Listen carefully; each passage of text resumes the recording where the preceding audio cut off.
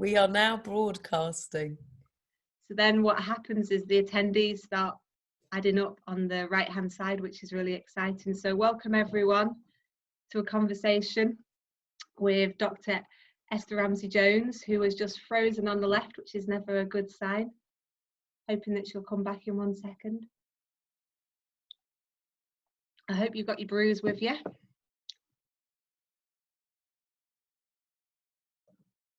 So I think we've got 23, 24 people joining us today, which is great. I'm also going to record this and I'm going to put it on YouTube. So we did the same last week and that worked out really well. We ended up with about 78 people watching it on YouTube, which is fantastic. So would you believe we have tested this already just to make sure that the speed was okay for Esther, but now we have frozen. So I'm hoping that she's going to come back on in a second. Got a few more people to join us anyway, so we've got a few minutes for Esther to unfreeze herself.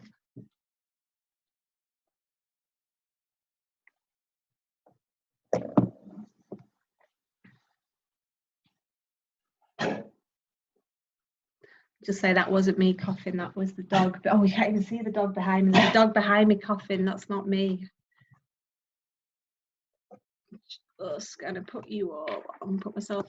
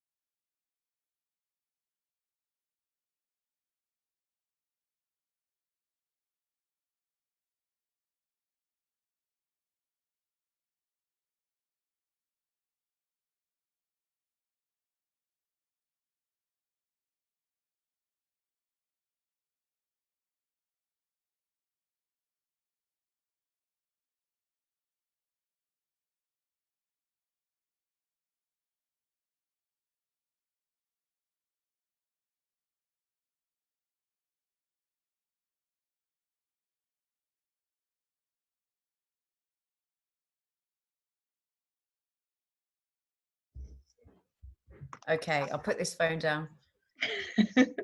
No, I didn't phone Esther in a panic at all then, not at all, everyone. So welcome. We've got 20, let me just switch over. I'm just going to make you the host again, Okay. Esther, so you can share your PowerPoint. So welcome. My name's Emma Smith. I work as the project manager for Empowered Conversations, which is a project of 6 Degrees Social Enterprise. And I'd like to introduce you to Esther. Hi, Esther. Hello, everyone. It's strange not to be able to see your faces, but it's very lovely to be here.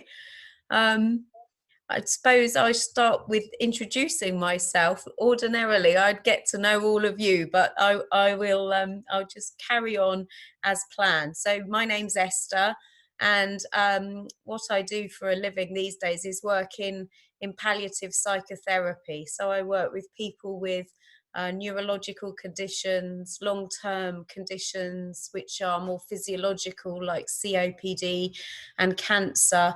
And I work with families who are coming to terms with all of those sort of very life-changing diagnoses. So work with family members and the people that are living with the various conditions. So that's what I do now. What I used to do in the past was I worked as a frontline carer in dementia care, and then more latterly in dementia development work, so running carer support groups and speaking with people about how to provide more meaningful activities and so forth. I also do a bit of work with the Open University. And what I'm going to talk about today, the talk I'm going to give is called Hey Ho, the Barley Mow, Play as a Way into Intimate Relating in Dementia Care. And these words, Hey Ho, the Barley Mow, actually came from a lady a very lovely care home. Interestingly, CQC, I think, had while I was there, had downgraded it.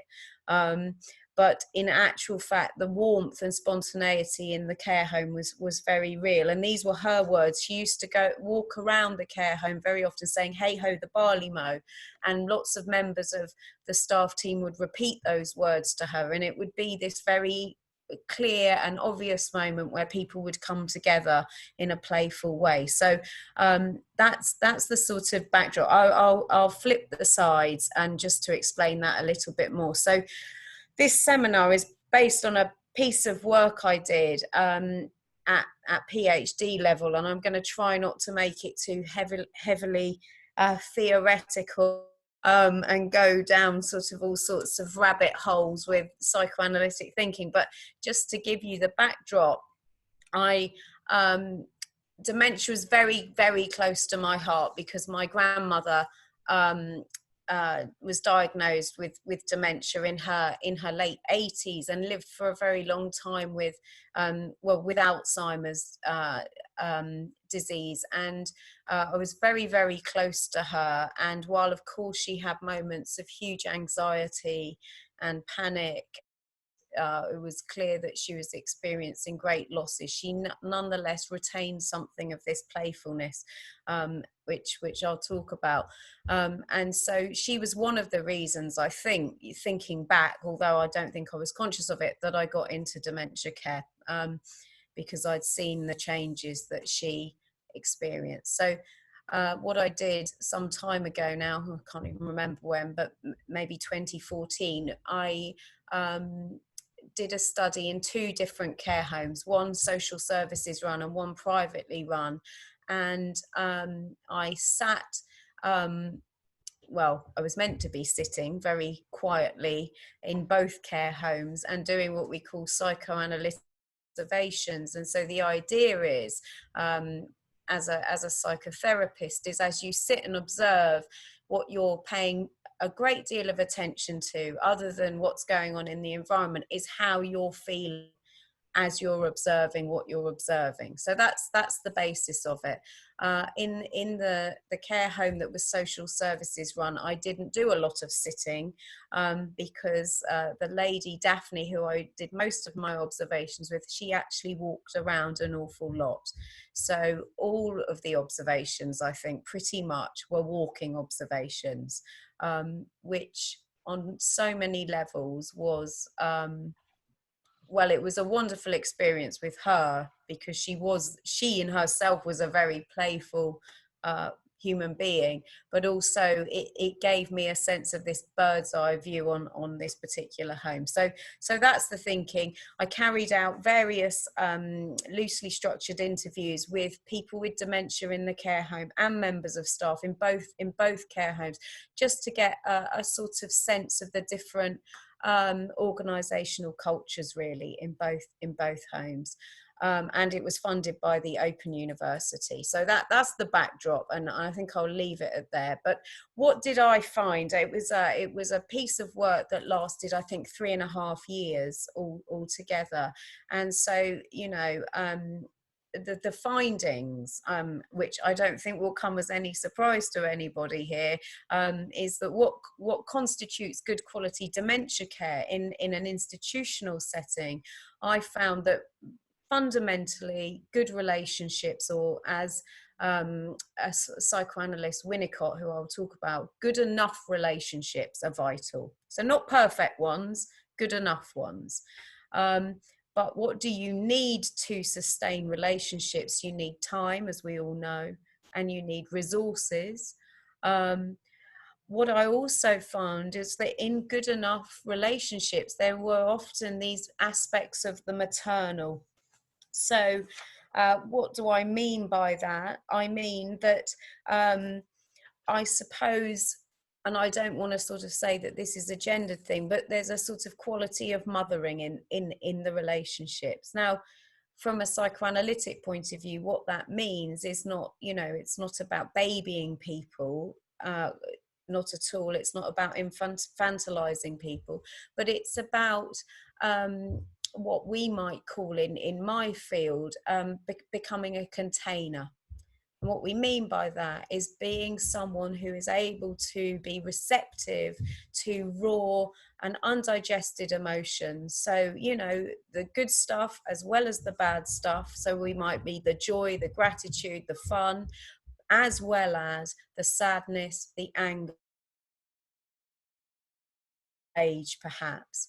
And none of us can do this perfectly. We can only ever do this good and in a good enough way. But what it might mean is that we're able to feel those emotions coming towards us, hold ourselves still for a moment, and be able to reflect upon the feelings that they're generated in us. So we might suddenly feel enraged, whereas we weren't before, and give some thought to that. And then we return those feelings in a manageable form. So the person, let's say, and I can particularly relate this to small children, having small children, you know, so my son, I say to him, you know, let's do one of these online learning things this morning. And he says, I'm not doing this. There's absolutely no way. I start feeling myself irritable, finding myself to be a useless mother that can't convince him of this. And I start to think about it. And him, you know, you're having a difficult day today, you know, you're feeling like you don't want to do it. So it's about a contained thing. That's what I'm talking about with mothering. So of course fathers can do that as well, men and women. It's not a gendered thing. So what else is important in relationships? Noticing and recognition, so that we are able to attend. And very often, I think we all find this when we're absolutely full up to the brim with tasks, as we are in every day, throwing out the dishwasher, you know, doing the dishwasher, throwing out the dishwasher, that's a Freudian slip, I'd love to, doing the bins, hoovering, so on and so forth. All of those tasks make us speed up, and it's harder to notice. So I guess there's something to do with slowing down and noticing. And when I talk about recognition, what I mean is that we recognize in one another that we're complex subjects. You know, we're not just a sort of labeled person. And we all know this in the field of dementia care. You know, we talk about see the person first, not the symptomatology. So we know this, that recognition is important. What else did I find was constituted good dementia care? And I think this came as a bit of a surprise to me, but that an organisation, a care home, let's say, that has a capacity to play, and I'll talk about what play means, is one that do better, I think, at sustaining relationships that give people a sense of ongoing being. And what we might imagine, and some of you I'm sure will know this, that in the experience of dementia, as our memory lapses, you know, words begin to evade us, so on and so forth, there can be an experience that one, you know, is disintegrating or fragmenting. So this idea of a capacity to play in a sort of psychoanalytic sense, it allows people to have a moment where they might feel that they can reintegrate parts of themselves that they might have lost. So I'll talk about this. One thing that is hugely close to my heart, and I always just have to say it out loud, is it's vital to support the emotional labour of staff teams in any organisation. Because while it is the case that, of course, care workers can project their own emotions onto the residents in a care home, the opposite is also happening. So I feel very strongly that organisations ought to make a concerted effort to provide a reflective space. A reflective space for those that work in the organisations. And I think, you know, if we think about the current context now with coronavirus and how it's spreading through care homes, I mean, that is coming to the fore more and more, I think, in social care. That's my political point over. Okie doke. So why did I ever do this piece of work? And it's partly because of my grandmother. It's partly because when I first went into the first ever care home I worked in, I came across a lady. Her name was not Melly, but I've called her Melly. And she was the first ever person I keyword. She had lost all capacity to speak. So no spoken word at all. The only word she ever uttered was no. And that's when we would try to clean her teeth. And it became absolutely obvious that this was something she detested. You know, she hated this intrusive object. But the way she without words was often through this sense of very sort of lively care. And I was completely new to the field. I felt unknowing myself, amateur, totally de-skilled, but there was something in our relationship that made work so meaningful, and I longed to go to work once I'd got to know her. And she would literally, we would walk around the home, she would go and hide behind curtains, she would pop out. And I think in some ways people can find themselves returning, as we know, to earlier developmental trajectories, and she would pop out, and when we both meet with our eyes together, we would just, you know, sort of burst into laughter. And I've never forgot her, and many other residents who I have, you know, still think of fondly. I remember a woman that I used to go in and do personal care with, and this again is how, you know, things in care homes can be playful, and we wouldn't necessarily think this was play.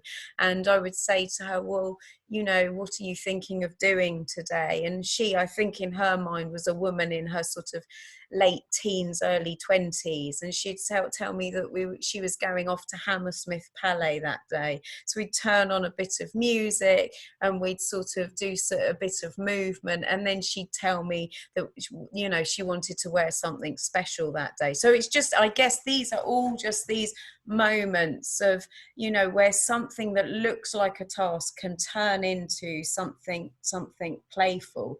And it's also in that moment, you know, of sharing something spontaneous, in that case and her, you know, also being able to then go into past times of her life.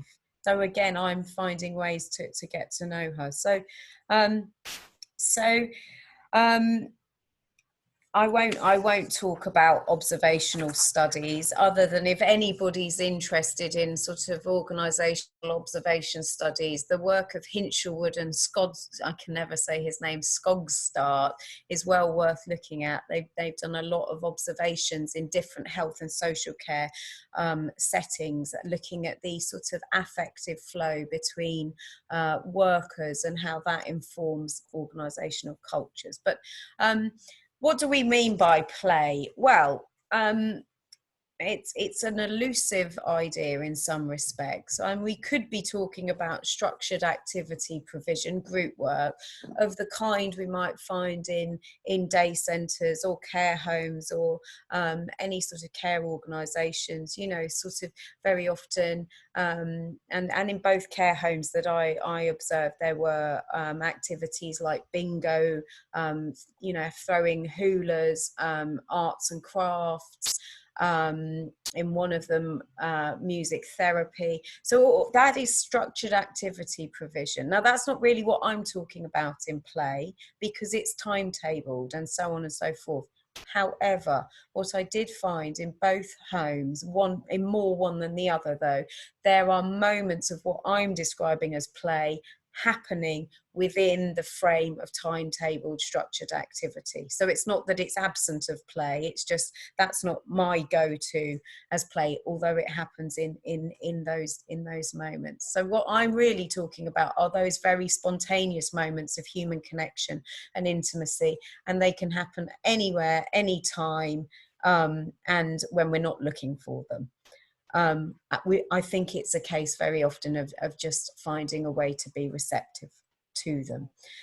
am I talking about interactions with objects? Well, I am really. So I'm drawing on the work of a psychoanalyst called Donald Winnicott, who wrote of these kind of good enough facilitating environments. And he talks about play in his book Playing and Reality, which was written in 1971. And it does include this notion that he has of play, sort of safe interpersonal space, really, where an individual can be spontaneously playing. At the same time, it means that he or she is connected with other people. And Winnicott talked about something that certainly small children do, which is use transitional objects.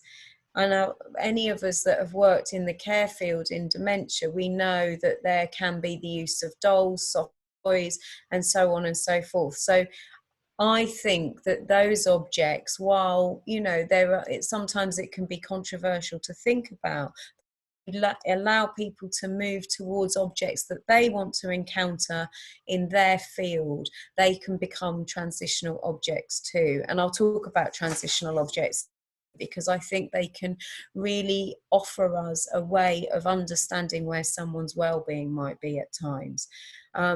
So this is Winnicott and play. And we play when we're small and we play when we're adults. And I think we play when we've got long-term conditions, and working with people who are dying or bereaved. I think there can be playful encounters in all of those moments across the lifespan. So Winnicott, who I'm drawing from, he believed that what playing does is it gives you a sense of being, and it allows you to feel genuinely alive inside, and that is fostered through the practice of play. Now adults, might move on to do things like sport, art, using humor, having a meaningful and deep conversation, and all of those playful experiences. But what's crucial to this understanding is that it allows you to have an experience of authentic selfhood. So in dementia care, we talk about supporting somebody's personhood, and Winnicott believed that play was another avenue through which we could support somebody's selfhood. Okie dokie. So a lovely quote of his is that the capacity to play leads to creative experiences that preserves the sense that life is worth living. And I think that's really, really important, because when life is so very, very difficult, if you're struggling to sequence the making of a cup of tea, if your capacities are diminishing, we've got to find ways then to make life continue to be worth living, particularly as you reach more advanced stages of dementia, when all those sort of activities of daily living and perhaps one's role in the family has changed so significantly. How do we retain that sense of having life as a value? And there's something about play, perhaps, that Winnicott would suggest allows you to sort of encounter other people, and particularly if they're responsive to your playfulness and they don't shut you down. They remain open to it and responsive in a non-judgmental way that allows people to experience the freedom of just being in the fullness of all their paradoxes. So in play, you can have a moment where your words don't matter that much if you don't get them correctly in the right order. You know, in play you might forget that the hula hoop, and this actually happened in one of the care homes I observed, that the residents were being asked to throw the hula hoop at the sort of skittle and get it over the skittle. But it was a very receptive environment, slightly anarchic, but one of the residents sort of couldn't quite process what this sort of activity was about, and rather took a very small hula hoop and put them around their head and sort of turned themselves into a sort of angel. And it was extraordinary that the activities coordinator, who of course was you know, on the surface in control of this activity, responded by turning bit of music, putting a halo on her own head. And so it was very short-lived, but it was a moment of real quality engagement where two people were coming together, and that the woman that wasn't able to fathom out getting the hula hoop over the skittle was still free to be involved and participatory, but in her own way. And I think it's possible that play in that sense allows people to return to a place, let's say, in which they can recreate and rediscover something of their very being, you know, without judgment. You know, and I guess what I have to liken it to, although I'm very wary of doing this because, of course, you know, well, even today, but certainly in the time that Tom Kitwood was writing about malignant social psychology, you know, the processes of objectifying and infantilizing people with dementia in institutional settings was rife. So I'm very, very wary of making these sort of mother, parent, infant analogies, but I think it is worth thinking about that. Should we have a child, a small child that keeps playing peekaboo, let's say, as Melly used to do with me, and if the mother is unresponsive time and time again, then the child stops playing. The child withdraws into themselves. They learn to learn to play alone. They learn to stop reaching out and making connection. And so that's what I really wanted to draw our attention to. I realise I'm talking a lot. Am I going too fast? You're okay for me, Esther. Okay, all right. You can only assume that the other 20 people are okay. Okay, hope you're all okay. They're still there, so unless they've gone and put the kettle on, we're okay. Okay, okay. I said play takes place between two people, but obviously can take place between more than two people. I've said already that it's a safe interpersonal space. It involves nuance, and it also involves risk taking. When we're playing in the most spontaneous of ways, we can look rather silly, and that's the risk. You know, are we free enough to allow ourselves to look silly? And Daphne, the lady that I observed and I walked around the home with, there were times, and I think it was very interesting, where her instinct was to reach out and connect with people, and she'd sing very often, or she'd say, "Hey ho, the barley mow," or she'd quote parts of poetry she could remember. There were other times where she'd start doing, you know, perhaps a bodily movement, or she'd start folding napkins and making shapes with them, and she'd notice herself and she'd say, "Oh, I am a silly sausage," and then she would stop herself.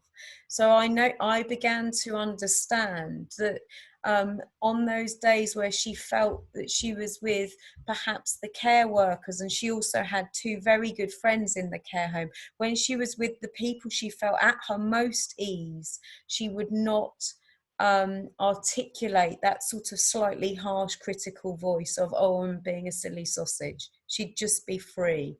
And I think that is, you know, a telling indicator. When we feel free and safe, you know, it allows us to to play with greater ease, perhaps, without someone observing us in it with, I mean, a critical eye. So if they are observing, they're observing with a benign eye, let's say. They're not saying, oh, you shouldn't do that, or even question it, why are you doing that, etc. Winnicott talked about producing what he called this potential space. And I guess what he means by that, and these are slightly complex psychoanalytical ideas but they are spaces which are kind of co-created or created between two people, as if you've got this. I feel like I'm on radio. I'm not at all. I'm now doing sort of motions with my hands, but it's as if a third space is being created. So there's you, there's the other person, and then what he's talking about is this third space between you both gets created, in which both parties are sort of sharing the messy, disorderly nonsense inside themselves, putting it out there into this external place, and oh look, we're making something new together. So it's kind of like, a recipe bowl with new ingredients that are intermingled between these sort of all the feelings that we have carried through the day, and we're putting them out there together. And so what he says happens in this potential space, all being well, and I'm sure there are much easier ways of articulating this, but meaning is made. Meaning is made in that moment between two people. So I'm hoping, and I'll give you an example in a moment. So how does this whole thing work in an institutional setting? Well, what it offers the opportunity for is that someone with dementia, but also the other person, they have possibilities of making free associations. So, it's a kind of moving back and forward. And it's not about telling people what to do and what not to do, although of course in daily life there might be moments where that is appropriate, but in these playful moments you're out of the realms of being the carer and the cared for person. It's a freer space for people with dementia. Because of this non-judgmental space, it might quell the anxiety of feeling alone in their own experience. So it's the possibility of sharing something of one's experience, and the muddle of that experience, but without having to put it in words that we might understand. It's free from shame, we might hope. It's a space for self-expression. And it's not organized. It's not about fitting into somebody else's idea of what should be being done. And so that's how it might work. So this is an example of Daphne, and this is what the title of this presentation is. So she would often go around, she'd say, "Hey ho, the barley mow," says Daphne at the top of her voice, repeating one of her favorite expressions, one we've already seen that morning. "Hey ho, the barley mow," says Lynn. And Lynn was the deputy manager of this home. "Hey ho, the barley mow. You know, Daphne, I can't stop saying that," says Lynn. In my head.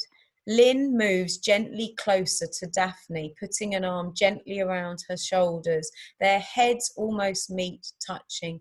"Daphne, you're so much fun with the bum, bum, bum," says Daphne. And, Daphne is, what you're seeing there. And I think it is quite particular, I think, very often to the experience of dementia is that language becomes quite playful very often. Years and years ago, I did a very short study in a care home where I showed people these emotion faces, which are very famous in psychology. Ekman's, I can't remember now, but maybe 7 expressions of emotions. And I wanted to try to understand if people with dementia could still process emotions on a cognitive level. And what was so interesting is most of the people I spoke to who tended to be towards the more advanced stages of dementia couldn't necessarily name the emotion, like fear. So you'd show these facial expressions of someone sort of scared or laughing or whatever.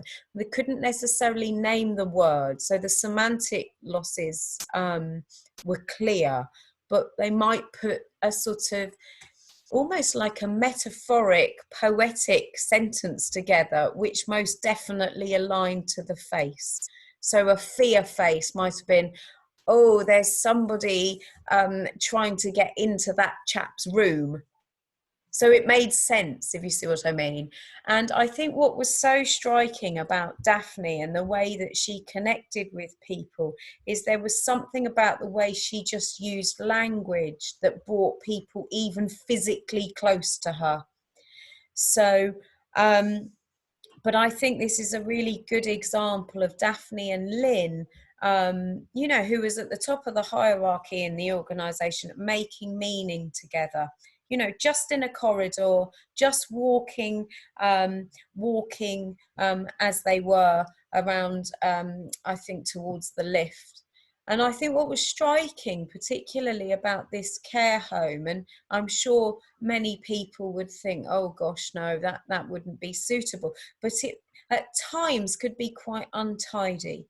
I remember doing an observation and biscuits were strewn, you know, on a chair. Another time, one of the residents had got so cross during Christmas that they'd redecorated one of the Christmas trees, and it looked like a really sort of maverickly designed tree. And while at times perhaps the organisation was a little bit uncontained, nonetheless there was something about that particular care home which allowed for the freedom of different kinds of expression in the residents, and they weren't all you know, happy and jolly.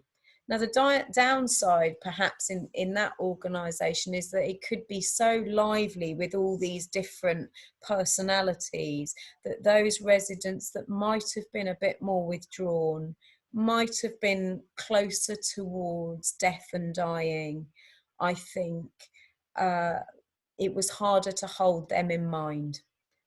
So that, you know, these things are nuanced. There's never sort of, this is perfectly right, that's perfectly wrong. What I'm saying is that I nonetheless think, because the home itself was a little bit anarchic, a little bit untidy at times, that in itself allowed for this playfulness to take place. You know, the manager there, I think, there were a collection of chickens in the courtyard, there were bunnies on one of the roofs. The manager had her dog there, and so it you know, it had the space of living. Life was very much to the fore, and I think which is why it made sense that play was very much to the fore. And the other care home I spent a lot of time observing, it was much more procedural, it was very, very slick, it was all people were wearing uniforms to serve meals. You know, you could distinguish what the staff did by their uniforms. It was just a tidier organisation, but there was a lot less play. That said, it was a much quieter place. The palliative needs were actually articulated more by the staff team. So, you know, it's different organisational cultures, I guess, have a way, forms of care, I guess is what I'm saying. So this transitional phenomena, dolls, soft toys, and we see this in dementia care. They can also be to life. So often I witness people with dementia acting and talking with them, investing certain qualities in the dolls or teddy bears or whatever it was that was there, and again creating this potential space. And I think I've mentioned how people with dementia might play with objects, and the way that they're playing with the objects might say something about where they're at internally. So in some ways, playing with objects, it bridges the gap between the real world, you know, the real world in this case of a care home, and what's going on imaginatively and emotionally for the person with dementia that's living in the organisation. I think that the thing to think about here is that, you know, with children, if they're playing with a toy or an object, we don't we allow them to experience that toy as undefined. We don't wonder, well, you know, go along and say, well, is that real? You know, if a little boy or a little girl is playing with a baby doll, we don't say, is that baby doll real? Is that, you know, we just allow them to do what they're doing. And I think the same often has to take place with someone with dementia. Um, so um, the object might have a quality of being real, but also pretend at the same time. And I think, you know, very often it's important to allow this to unfold. And so this is, again, I won't read it out because I'm just realizing how much talking I can do, and we've only got 20 minutes left. This is an example of Daphne, who picks up a doll in one of the lounge spaces, and actually on this day she'd been having a very lovely morning. There'd been a lot of very receptive care offered to her, and to other people. Eventually she stumbles across this doll. She sort of tidies up its cardigan. She becomes like a mother herself towards this this doll. I have to say, Daphne was almost like a consultant also to the care home. She was often telling me what she was noticing, where improvements could be made, you know, where the sort of good practice was, so on and so forth. And she sort of positions this doll very much as she sort of as she was in some ways. She observed the quality of care. She was often making comments on what she'd noticed. You know, if she saw someone being fed very gently who had had a stroke, she would notice this, and she would say something along the lines of, that's the slow caring, or and so she positions this doll and so that the doll can see better. And she says at the end of it, it's important to see things. And I think in some ways, while I don't want to make too much of it, I think play allows us to see things that we perhaps ordinarily don't see, or struggle to see when we're focusing continually on tasks, timetables, routinization, and so on and so forth. So that, I think, in some ways is my point with this. And this is another lady who was in the care home, and her room was I mean, it lovely. It was like a sort of old curiosity shop in some ways. She had so many toys, and but also photographs from her past. I mean, it was full, this room. It was a real full sort of living space. And as I spent time with her, she got her different toys chatting to one another. So it was as if she was mirroring the conversation I was having with her. And it was happening in this much more make-believe space. And she'd sort of imbued all these animals with history, and it was a real symbolic sort of moment of aliveness. And Winnicott, going back to him, he says that we can employ, any of us at any age can employ these kind of transitional objects when our internal world, so inside ourselves, is real and good enough. So these kind of lively moments we might see are moments where something's getting ignited, and also it might be testament to the fact that when we were small we had receptive caregivers. Who knows, but that's the thinking. This is a bit of theory, but I realise what the time is. What I wanted to do, and I don't want to sort of put a dampener on anything here because we've been talking about lots of lively moments, but I wanted to show you how a more kind of therapeutic play encounter in a very sad context, or a therapeutic encounter in a very sad context can still be a playful one. And get to the point where we might understand someone. So I'm just going to read this out. I'll give you a bit of backdrop. This was a piece of work with a bereaved man, but he was a man living with dementia. So I'm no psychogeriatrician, but I think he was sort of in his moderate stages of dementia. His wife had died about 6-7 weeks earlier to my meeting him, and our meetings were in his home with his son, and his son would be there very often to try and sort of really to schedule our meetings. So he was a sort of auxiliary mind. So I'll just read this to you, and just to show you that play is not just always about dancing, singing, playing with language, doing something lively.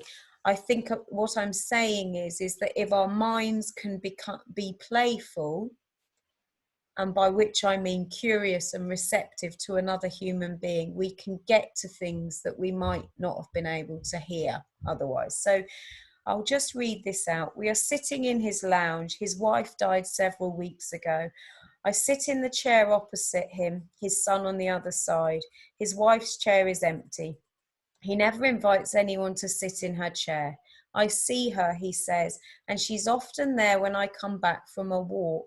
Can you see her now, he asks me. So this is not uncommon either in bereaved people, with or without dementia, that we might think we're seeing the person that we've lost, not least because grief is a natural response to the loss of a love attachment, and we don't want people to die. So our minds will play perceptible tricks on us, and we might see things. Anyway, he looks carefully in the room. Yes, she's there. She's that lamp. Only half of her there, the top half of the lamp. He points to the lamp next to the chair, which is on. Cheeky she is. She's moved now. All three of us in the room are looking. She moves around. Her light is on, he says, but she's only half here. Yes, he says, smiling. His son is nodding his head, though he looks tearful. He has lost his mother. We are all thinking about her, aren't we? And trying to find her, I say. He nods his head. Sometimes I see her in the chair and is resting on the left shoulder, and she doesn't move at all. Not at all. That's harder, is it? I ask, sensing the change of tone in his voice, which sounds slow, less lively. He says. That was how she was in the bed in the hospice, his son says, when we last saw Mum. Everyone is quiet. It was, says the man. Tears come to his eyes. I miss her, I do. And I do want her to be there. I want her to be here. Me too, Dad. Me too, says his son. So this might not be considered play in the strict sense, but the play is in the free association. So it's in the minds that are making the links together in this potential space, as it were, between. There's no judgment about what's being seen and what isn't. Nobody's saying, Dad, Mum's not a lamp. Don't be silly, you can't see her. We're just stepping into each other's realities, external and internal, and we're sharing a space that is made up of interconnecting feelings. I'm having feelings about what he's saying because it's almost like I'm feeling them in myself. The son is having feelings, and we're getting to a point where some shift in meaning is coming. So we've started off, if you like, where he's still saying his wife's there, and we are getting to a point where, in a very, very gentle way, he is experiencing the not there-ness of his wife. So he's experiencing his mourning, but it's not catastrophic. It's contained. So again, back to this maternal function, if you like. So we come to a new reality, which is that someone, his wife, is missed in the family. And nonetheless, the communication is that support can be found in that human connection. And nobody is alone with it. So that's just an example. And there are many more examples of that. You know, we might find that we can do things like that when someone's beginning to notice that their memory is really getting lost, and so on and so forth. So I'll just come to the end, really. What hinders play? I think one of the things that certainly in care homes I notice, and perhaps this is true with all of us, I mean, certainly when I'm tired, I cannot be playful. Let's face it. I think when any of us are tired, it's hard to be playful.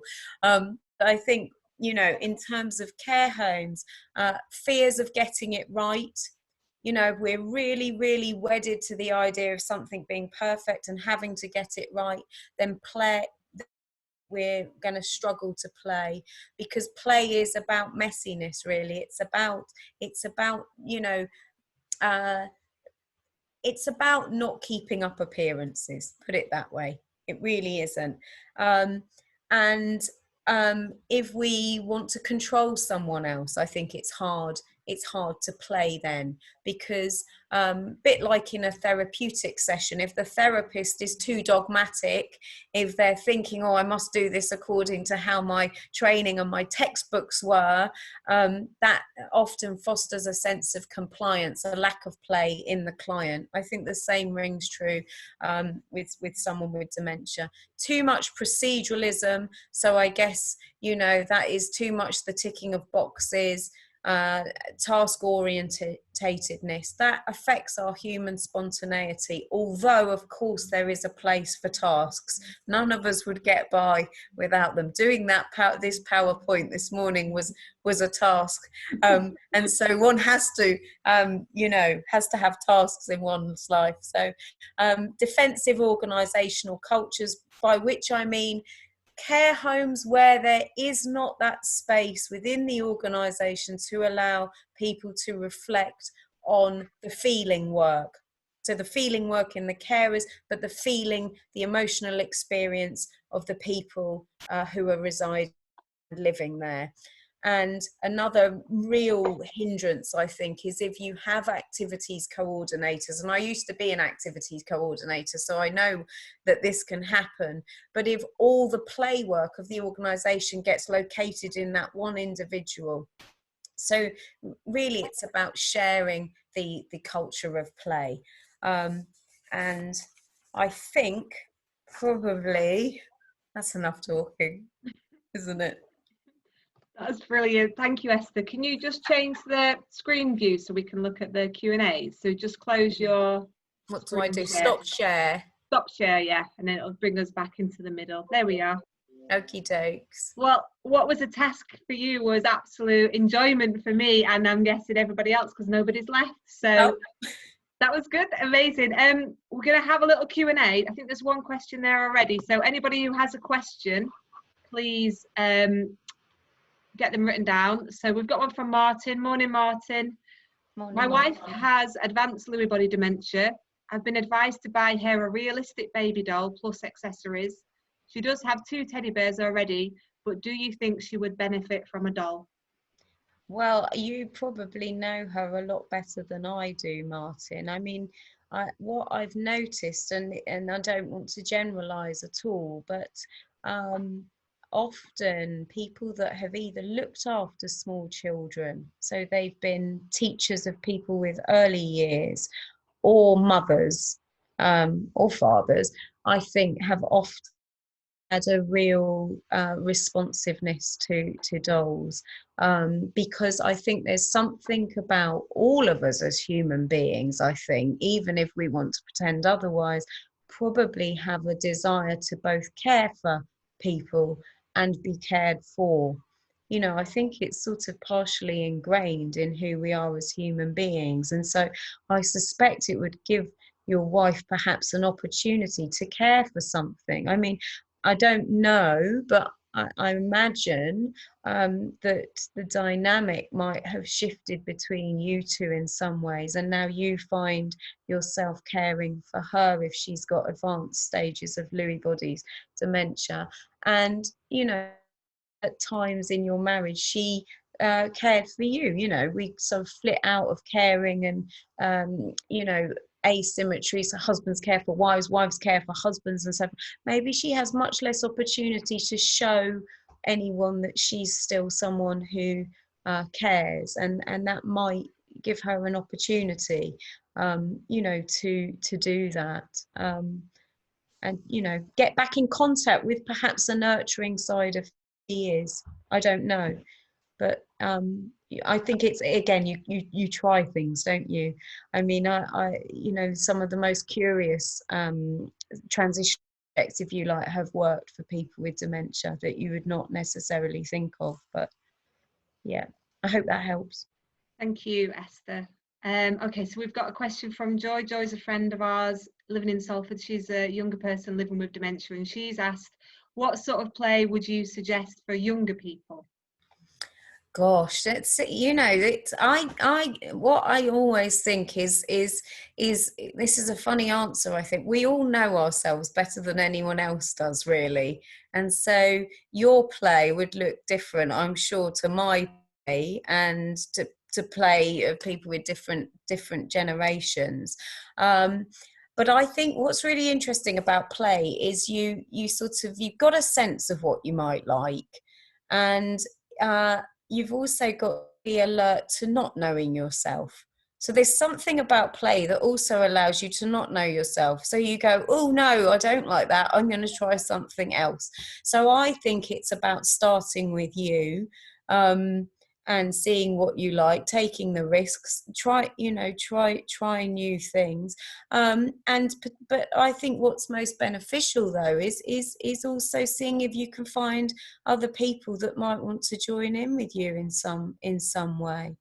I guess it depends on where you live, who you live, what you've got access to as well. Brilliant. Thanks, Esther. Got a couple more questions. So this one is from Claire. I always feel observed and uncomfortable playing. How do you get beyond the feeling that it's unprofessional? So, are you a professional? That's what Claire's saying. This is from Claire, not from me. Okay, yeah, no. I always feel unprofessional, so I'm just in that happy I state of think it unprofessionalism. is. It's tricky, isn't it? It is tricky. I mean, there's something about how it's a big question, that is, I think, because I think it takes us to places like, how do any of us ever become comfortable in our own skin, you know? And I think part of it is so if I go back to Winnicott's book on playing and reality, which is, you know, it's a fairly heavy read at times, but I think that's it, is that how do you become comfortable? I think it's about playing in reality and testing reality. So test it, you know, is there actually anybody sitting there observing you?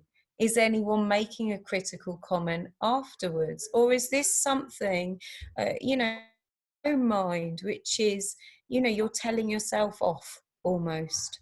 So in other words, it's you observing yourself rather than anyone out there observing you. I don't know, but I'm a great believer in trying to test reality. You know, it's like if you're scared of spiders, right? Most of us, thankfully I'm not scared of spiders, but there are other things, but you stay away from them, don't you? Now, the key is to try and get closer to them incrementally to find out, well, unless it's some awful spider in California or something, but that most of the spiders, let's say in the UK, are perfectly harmless. I think it's a similar sort of thing. Take tentative movements, do small things, small bits of play that you might feel happy with, until you feel so comfortable you take a further risk. I don't know. I like that. Good. Okay, I think we've got time for one more. This is from Joe. Morning, Joe. My mum has PCA and struggles visually. Can you recommend objects which might work best for her? Gosh, I wonder about things that are very, very tactile. Um, I think there are some people that create sort of knitted objects, textiles, anything textile based, things that you can touch, fold. When I worked in care homes, and at the time this was a very under-resourced care home, but I noticed that lots of people would touch napkins, for example. The other thing that I remember doing a lot of work, and Penny, I think, has just said something down there. And smells. Yeah, aromatherapy oils, things like that. There are these amazing things. I think I've got one in my house, but if I pull it out of the socket, I'm sure it will all go all right. But sort of tubular wooden thing, and you put aromatherapy, and there's smells in there, but sounds as well. So anything that's not over reliant on sight, I guess. It's about making connection with different senses. Yeah. Brilliant. Okay, so that brings us absolutely on time at 12 o'clock. Music, yes. All I can say is thank you so much, Esther. That was such an interesting hour for me. I know that everybody else felt the same, because they would have walked off had they not, and they're all still there. So I think everybody's enjoyed it. Thank you so much. I know it was a bit random when I just emailed you and said, oh, do you fancy doing this? And you just went, yeah. Oh, it's been really nice. It's so nice to see you face to face as well. And I should say, Esther was going to come to be on at the conference in April, and obviously that didn't happen. So it has been brilliant to see you, and thank you very much. And I'm going to close it now. All right, lovely. All the best, everyone. Thank you, everyone. Bye bye. Bye.